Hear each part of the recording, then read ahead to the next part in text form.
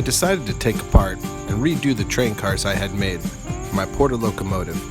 I made these little Slate Cars, and they're pretty cool, but I just thought I could do a little better. After researching and seeing a few other friends' designs, I decided to go for these little narrow gauge ore style gondolas.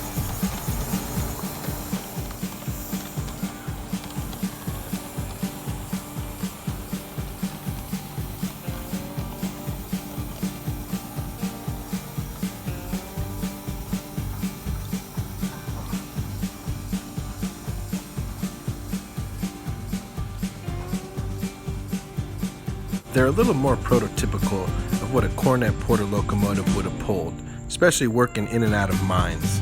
First step was to build the base. Along with that came the box tube frame. This is an aluminum frame. After that I cinched it up, a couple cross braces, and put on the bolsters. I probably reused about 70% of the other cars' materials, so it actually worked out pretty nice. I didn't spend too much on these cars. No more than probably 200 each, all said and done. Here you can see I attached the trucks and the couplers. I put the couplers in the box tube frame.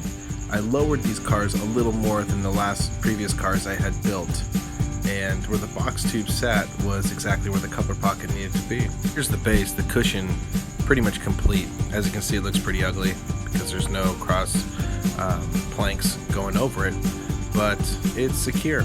Here's a little better shot of it right here. Voila! Finally, with some planking, she comes to life.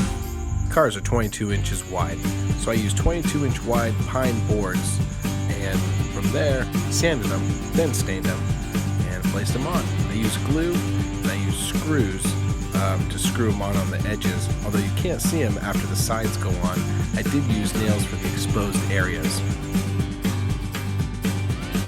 These are the corner brackets here, and they'll inevitably hold the sides of the gondola together and cinch it up.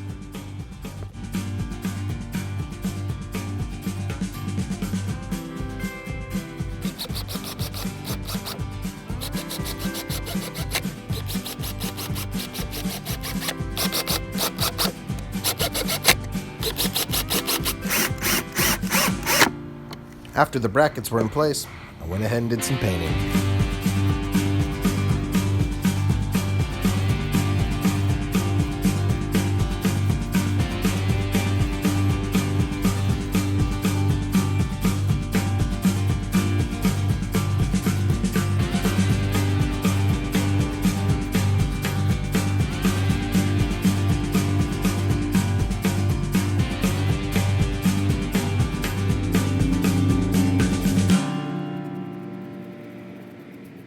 And now for a little touch-up paint in and around the car.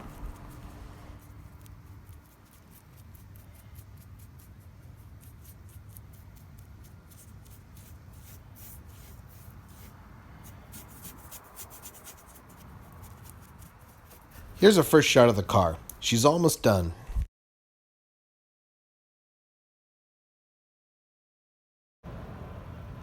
Just got done putting all these guys in here.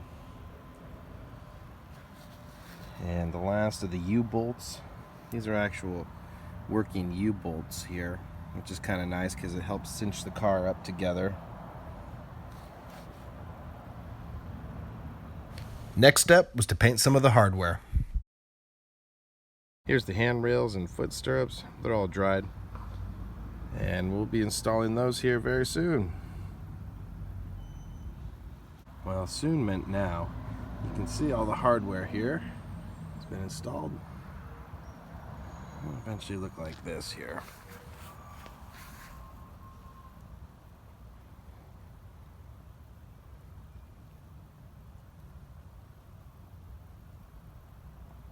And now it's time to paint some of the nuts and bolts and screws. At the moment, we're going to install the brake, the little brake wheel, and it's purely cosmetic, but pretty easy installment. Just a couple bolts right here and done. Here's a shot of what it's going to look like.